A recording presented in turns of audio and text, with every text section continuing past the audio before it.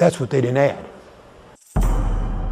We clearly know that there... In a PBS interview on The NewsHour with Jim Lehrer, National Security Advisor Condoleezza Rice reveals with certainty more evidence of Saddam's supposed terrorist link. We know, too, that several of the detainees, in particular some high-ranking detainees, have said that Iraq provided some training to al-Qaeda in chemical weapons development.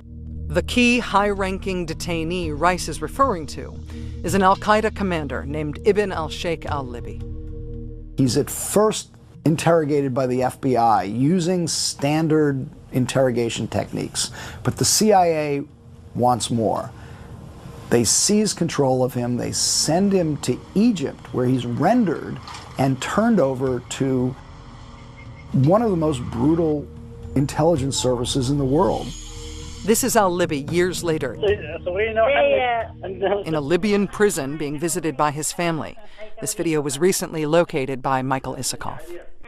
Within weeks of his interrogation in Egypt, al-Libi coughs up this story that he hadn't told the FBI before, that Saddam was training al-Qaeda in chemical and biological weapons. It's the single most frightening story that could have been told post 9/11. Almost from the outset, the intelligence community has doubts about the claim. A 2002 CIA report states that questions persist about al-Libi's forthrightness and truthfulness, and that in some instances he seems to have fabricated information. After the invasion, al-Libi will recant the story that was extracted by the Egyptians' brutal interrogation. What we said at the time was, look, he said two different things at two different times. And we will tell the policy consumers and other analysts in the community both stories. You choose to believe what you choose to believe, but I don't know which one's accurate. The administration chooses to believe the connection. We've learned that Iraq has trained al-Qaeda members in bomb making, in poisons, and deadly gases. Right up to the war and beyond, it remains a key administration argument for war, and the public largely trusts it to be true. If you look at all the key pieces of evidence that they presented publicly at the time, on every single one of them, not only was there doubt, there was debate within the intelligence agencies of the U.S. government. The intelligence community assessed that Saddam Hussein was building a mobile biological weapons capability to avoid detection by the U.S. and its allies. And the assessment was based almost entirely on one source from the German government, a source named Curveball. His real name, as far as they know, is Rafid Ahmed Alwan, an Iraqi engineer who makes his way to Germany and tells German intelligence that he worked in Saddam's mobile weapons labs, used to develop weapons of mass destruction. In the intelligence community, Curveball was known to be a fabricator. He could not be relied upon. His intelligence was always, had been sort of stamped, do not disseminate, this is useless. Curveball is a lone and seriously suspect source, and U.S. intelligence agencies rely solely on German reports. They never actually question him themselves. In this 2011 interview with Britain's newspaper The Guardian, the man called Curveball confirms the lies of his pre-war claims. Stellen Sie vor, dass Sie in die Vergangenheit gehen könnten. Wenn es 2000 noch auf einmal, würden Sie noch einmal Lüge erzählen? Ja, sicher. Sie würden alles wiederholen. Ich mache was möglich gegen Saddam, wegen dieser alten Regime. Ich mache was möglich.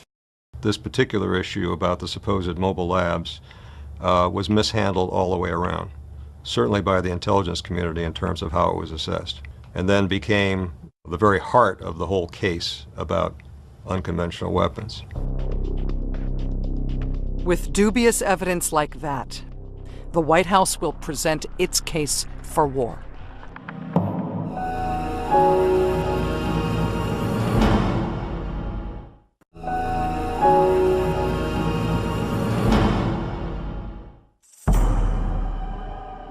The case of Saddam Hussein, a sworn enemy of our country, requires a candid appraisal of the facts. Simply stated, there is no doubt that Saddam Hussein now has weapons of mass destruction.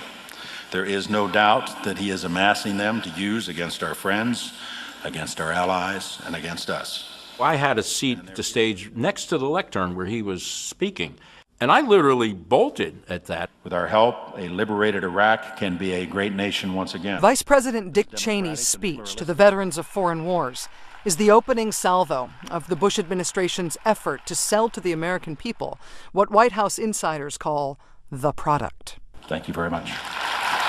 It was a shock. It was a total shock. I couldn't believe the vice president was saying this. In doing work with the CIA on Iraq WMD, through all the briefings I heard at Langley, I never saw one piece of credible evidence that there was an ongoing program. And that's when I began to believe they're getting serious about this. They want to go into Iraq. 2 weeks after the speech, Cheney again makes his case on national television. What we know is just bits and pieces we gather through the intelligence system, but we do know with absolute certainty that he is using his procurement system to acquire the equipment he needs in order to enrich uranium to build a nuclear weapon.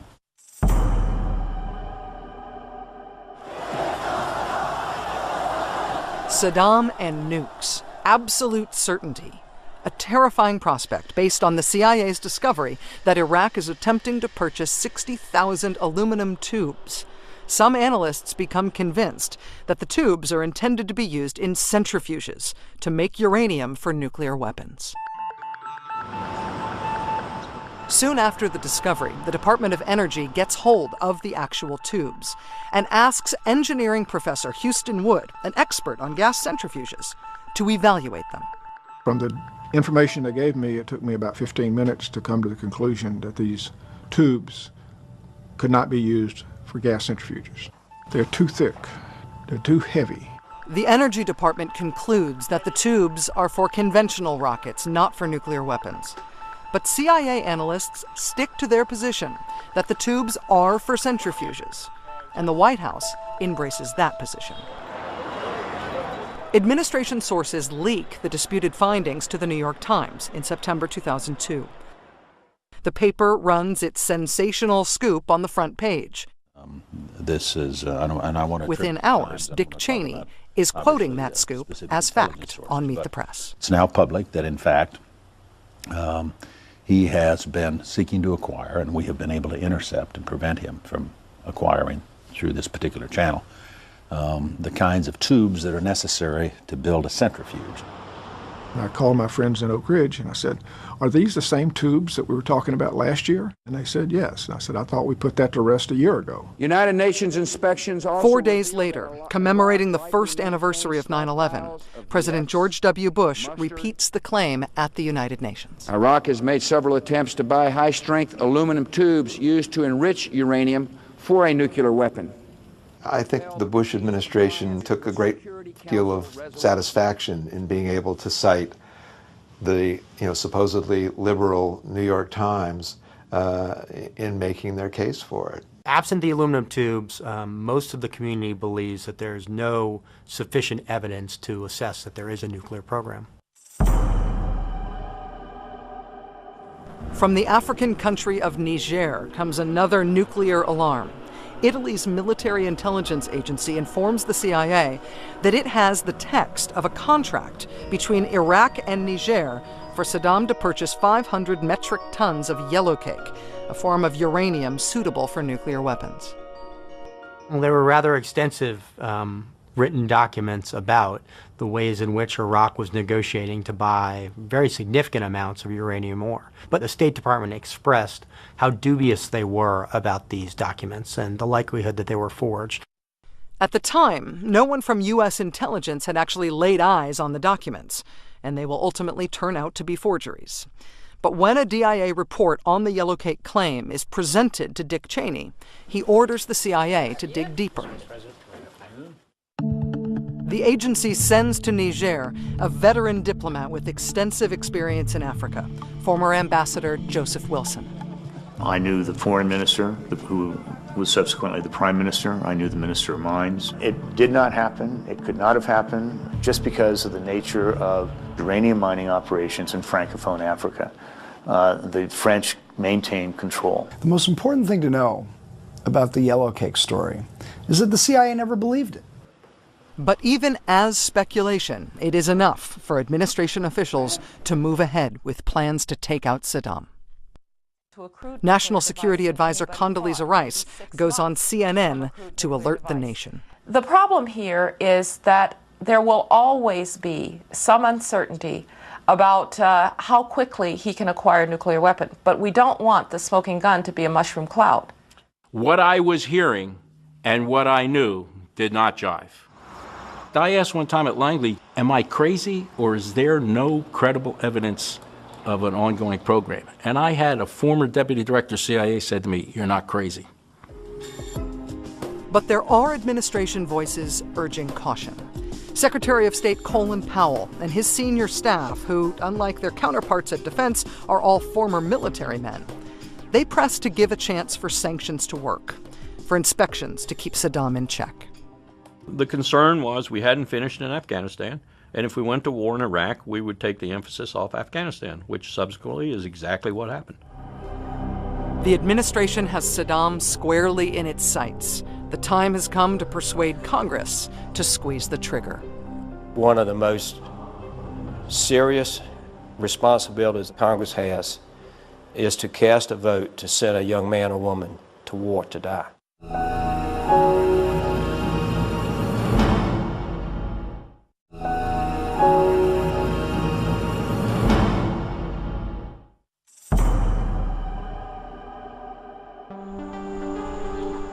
With Congress back from its summer recess, administration leaders prepare to make their case to invade Iraq, to eliminate Saddam. Inside the White House, Paul Wolfowitz's deputy, Undersecretary of Defense Douglas Feith, an Iraq hawk like his boss, presents a slideshow to national security officials that is full of questionable assertions. Of all the places where intelligence was being manipulated in the Bush administration, the Feith shop was the key place. There was a debate about how one characterizes the relationship between Iraq and al-Qaeda. Nobody made the argument that there was no relationship between Iraq and al-Qaeda. I want to thank The administration deploys its biggest guns to push congressional leaders for quick passage of a resolution to authorize the president to take military action. It's an important signal for the world to see that this country is united in our resolve to deal with threats that we face. The president made the point that there was an urgency to taking action, that it couldn't wait. He got very animated. He used uncharacteristically profanity and used the middle finger to demonstrate Saddam Hussein's disdain for the United States and for him personally. A number of members of Congress, mostly Democrats, remain unconvinced. I'm still very skeptical about Saddam Hussein's intent and position. Nothing has changed the basis for that skepticism. The Senate Intelligence Committee requests a national intelligence estimate, a comprehensive summary of the evidence. NIEs are routinely delivered on intelligence issues, yet on this gravest of matters, none yet exists. In 3 weeks, the CIA pulls together what normally takes months. It is delivered just 7 days before the congressional vote. Now, aluminum tubes are interesting, and I know there's controversy associated with it. In my judgment, the CIA director, George Tenet, had become a political spokesperson for the administration. And that is not the role of the CIA. It was too often toeing the line that the administration wanted him to toe. We think we've stumbled onto one avenue of a nuclear weapons program. There's no question that there were erroneous judgments in that national intelligence estimate. The purpose was to sell a policy initiative, which was to go to war against Iraq. The 90-page classified NIE asserts that Saddam is actively pursuing his WMD program. It cites the debatable intelligence on aluminum tubes, the yellow cake uranium purchase, and mobile weapons labs. But deep inside that thick document are strongly worded dissents that argue the evidence is weak.